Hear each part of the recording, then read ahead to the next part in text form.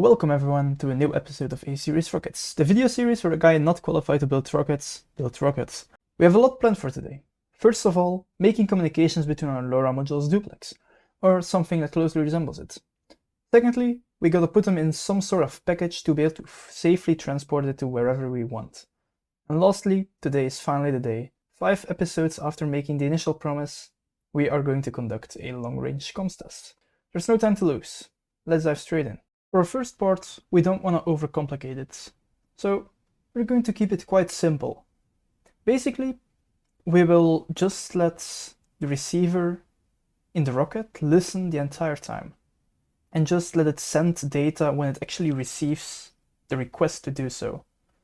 Meanwhile, the controller on the ground or the receiver on the ground will also be listening for data from the rocket, but only right after we gave it the command to send something.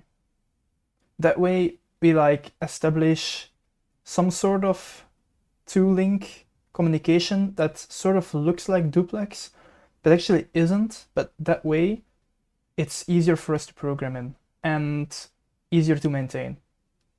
And for what we want to achieve, it's actually good enough. So I think we're just going to stick with that. We're 45 minutes-ish into this, let's just say, challenge, and we're almost nowhere. So maybe I should just look up some decent documentation of this and try basing myself off that. So I've got it now in the state that this one can reliably send. It's like every time this LED flashes, it is sending a packet. And this one, oh, this is a sucker, for real. It is, when connected through USB, it does nothing. And when connected to battery power, it receives in bursts. It can be possible that now it starts receiving, for example, and I keep on receiving for the next 2 minutes and then it stops again.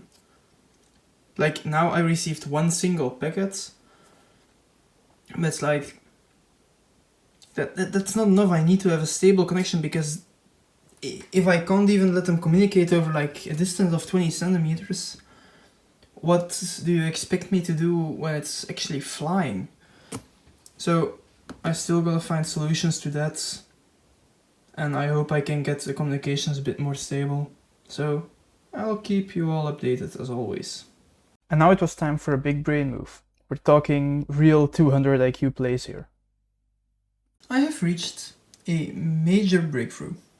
So, first of all, I swapped the boards, and that seems to be fixing a lot of issues. Then secondly, through USB, it still doesn't connect. But that's not a problem, because this one will be on battery power anyways. This one will go in the rocket, so it won't have a USB connection. So if it works with battery, it's good enough.